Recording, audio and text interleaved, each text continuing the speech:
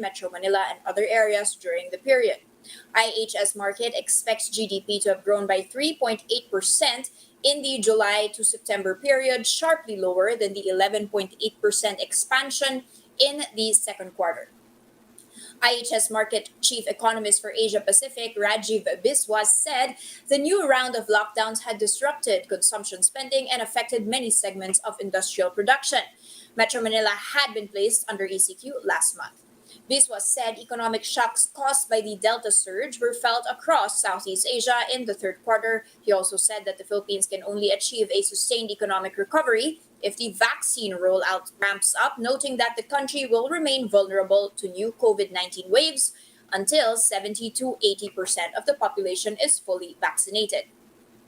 Authorities have so far administered 43.9 million shots, with over 20.3 million Filipinos now fully vaccinated. NEDA Secretary Carl Chua has argued that there has some growth due to increased mobility in the third quarter. But Chua has earlier estimated that the economy may only return to pre-pandemic levels by the end of 2022 or by early 2023. The Alert Level 4 scheme in Metro Manila will end on Thursday, September 30th.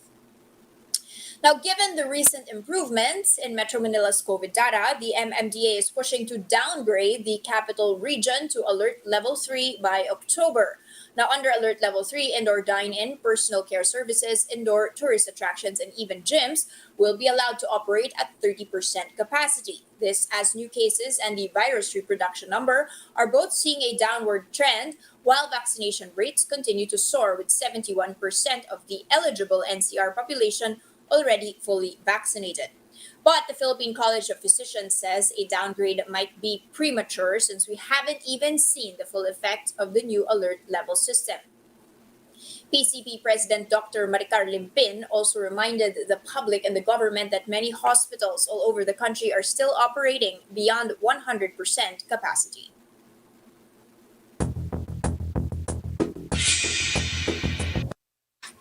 Quick check on our open here. Our index down from by 0.21 points. That is at 6956.05. Essentially flattish there from yesterday. But this, according to Phil Stocks, they're seeing some upside still. They are expecting or targeting for the PSEI to hit 7150 to 7680 by the end of 2021. However, this is lower than the previous target, which was 7150 to 7750, which was set in February. Now, what is the cause for this downgraded target by the end of the year? They did mention, of course, the reversion of Metro Manila, as well as other key cities, to an ECQ adversely hit consumers, businesses, and the economy in general. However, Phil Sachs did say they are optimistic about the recovery in the economy, but they did mention in order for us to breach that 7,000 levels and 7,100 levels,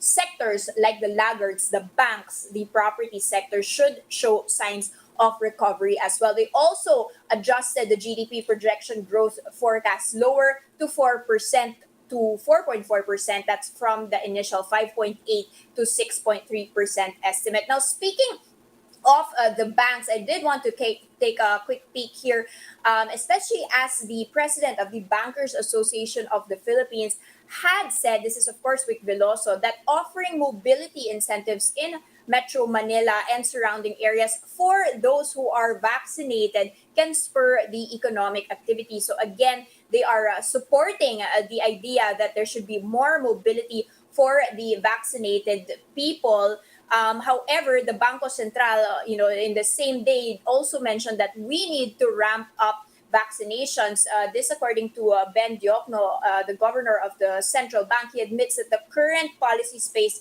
of the monetary authorities is nevertheless limited. And this, according to a research unit of Fitch, they are seeing a hike in interest rates here in the country as early as the second quarter next year due to the accelerating inflation and also the hawkishness of the US Fed. They did mention the BSP may hike interest rates by 75 basis points instead of the 50 basis points that they had predicted earlier on. by the second quarter of next year. And let's take a look at some specific stocks here, in particular the water stocks. Taking a look at that jump here, Manila Water up by 0.8%, and MPI, which of course holds the franchise of Maynila, which is up as well by 0.8%. This, as we have reported, that the Senate has approved on third and final reading the proposed measures seeking to grant the water concessionaires, of course, both Maynilad and Manila Water, a 25-year franchise. So they are also enjoying an AC, of course, which does own Manila Water, also up by 0.2% here. And finally, just a very quick check on Monde Nielsen and whether that is correcting downwards after a major announcement here that is down by 6.4%. This, as a holder, seeks up to $103 million in a block sale. That is an unaffiliated institutional investor offering shares, 271 million shares at 18 pesos and 40 centavos to 19 pesos and 40 centavos each in a block trade. This is actually a discount of between 4.2% to 9.1% compared to Monday's close. And you can see the share price of Monde just dropping here on the back of that news. The trade date of that block sale is today, September 28th.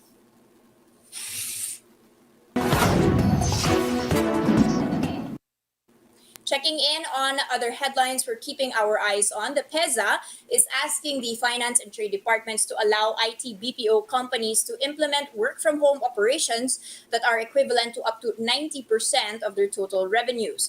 This comes after the Fiscal Incentives Review Board released guidelines allowing registered IT BPO firms in economic zones to extend work-from-home arrangements until March 2022. But the FIRB required also for them to have at least 10% of their total employees on site. Now, in a statement, PEZA said it has asked the board to reinstate the basis of the threshold of the work-from-home arrangement to gross revenues as a form of support for IT enterprises that have also been affected by the pandemic. PEZA explains that the FIRB's new directive is a problem for IT BPOs because many employees are still not keen on reporting to the office amid the surge in COVID cases. The group insists that the requirement to have 10% of employees on site defeats the purpose of extending remote work arrangements, which is to limit social mobility and lessen the pressure on public transport. Now, nearly all businesses provided support for their workers despite the economic challenges brought by the COVID-19 pandemic. That is according to a survey among business groups. That survey showed 99% of the 200 respondents said their companies extended some form of support for their regular employees. Out of that number, 71% said they extended the same aid for contractual agencies, while only 65% said they gave support for workers hired through agencies.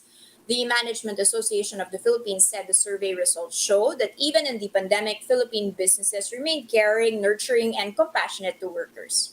Conducted from April 6 to May 16, the survey covered 200 respondents, mainly from the Management Association of the Philippines, the Makati Business Club, and the Financial Executives Institute of the Philippines.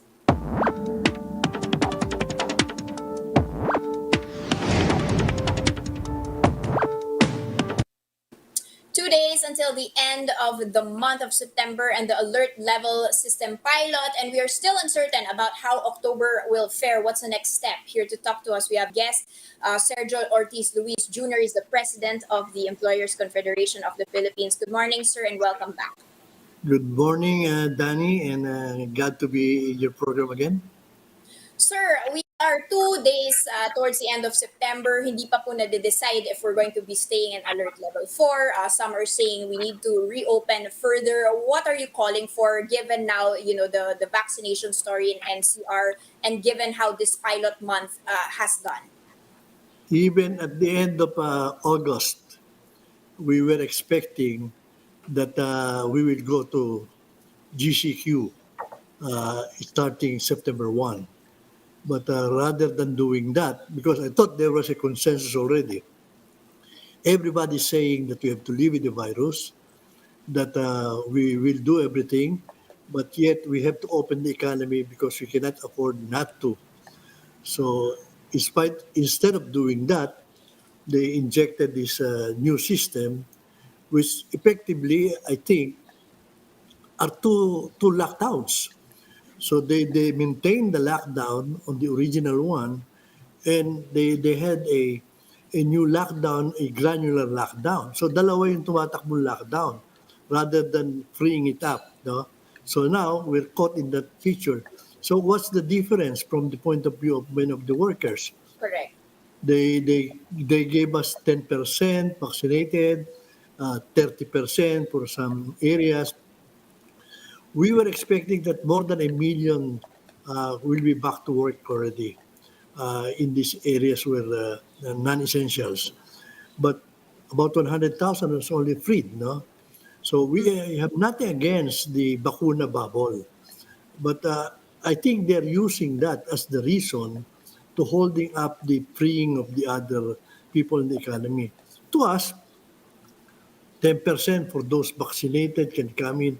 You know, the vaccinated and unvaccinated can be both carriers and can be, so Okay. why even separate them? They might even create a situation where there will be complacency on this 10%. And to many of us, 10% thing is ridiculous. Can you Okay. imagine a barber shop with 4 seats? No? Okay. So, sir, One just to seat will clarify be po, 25. you're against the bakuna bubble, but of course, you would like more easing for all population. Yes, yes. They should not use that as the reason na pinagbigyan na namin kayo, okay na kayo. We thought it will be really freeing the economy. So that is what we're expecting. And that should have been done October 1st, but they I don't know what experiment they're trying to do because the vaccination will continue. We are supportive of that. But the onus of going from 4 down to 3 or going up back to 5 depends on the one who's responsible for it, mainly Department of Health.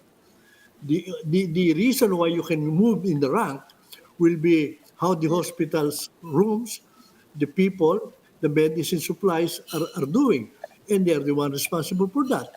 So obviously, before, it was yung Okta ang laging profit of but after I think they've been investigated, now they're more balanced. But the Department of Health would not accept anything else because they are the ones who are failing to do what should be done. Rather than increasing the rooms, increasing the number of doctors, we're losing them. And until and when they solve that, I don't know how long we will be in uh, in in classification 4. We the people, the workers, are doing everything that they can do. As a matter of fact, we have the spreading is not in the workplace. It's mostly on the way and going out of the workplace because of transportation. All these things, all this pila, all this queuing, all this for things, even distribution of ayudas. These are the not in the workplace. That is what we learned from the few people who were infected that are working. They did Okay. not get them in the workplace. So Sir, there's nothing much we can do. It's DOH's call and the Department of Tourism of Transportation for the transportation. okay. Sir, are you seeing a remarked improvement, at least in the call for employers to vaccinate their people in order for them to be prepared for more easing and to be prepared to be open as you're pushing for? And how does this change your targets for the year? You pledged to create 1 million jobs by the end of 2021. What's your new target now, sir? What we cannot understand is the effort, the energy, and the that we're using to be able to sell vaccines which we don't have. There are not many people who are resistant to it, no. So why are we giving all this incentive? We are giving threatening even those. We will not run out of people who will need to be vaccinated for several months because we don't have that much. We're talking children, of young ones to be vaccinated. We're talking of the booster to be vaccinated. There will be enough.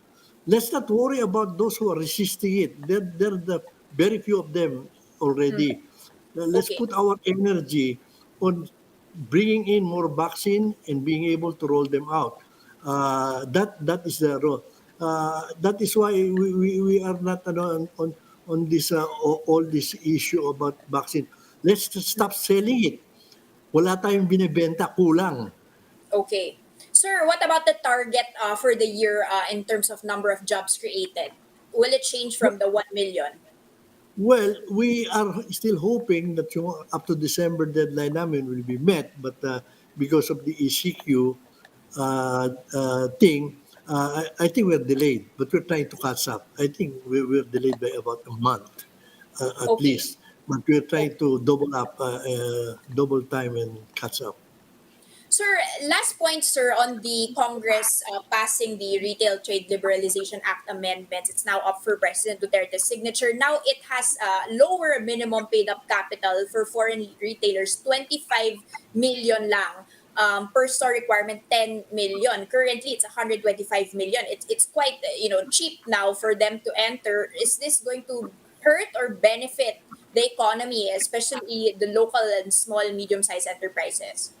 I'm not on what is happening now in the present, but in the 80s, Export, where I was president, was the one who commissioned the study for the first trade liberalization. At Mhm. that time, it was supposed to be 5 million. And then we ended up with a compromise of 2.5 million from the. What we are afraid of did not happen. And what we wanted to bring in did not happen. We want to bring in big malls who will bring in technology, who will bring in capital. That did not happen. Because one of the reasons is that uh, they will not invest in countries where the per capita income is very low. Now it is better. But Okay. what I still have to understand why we want to bring that out. Nung una, natatakot kami that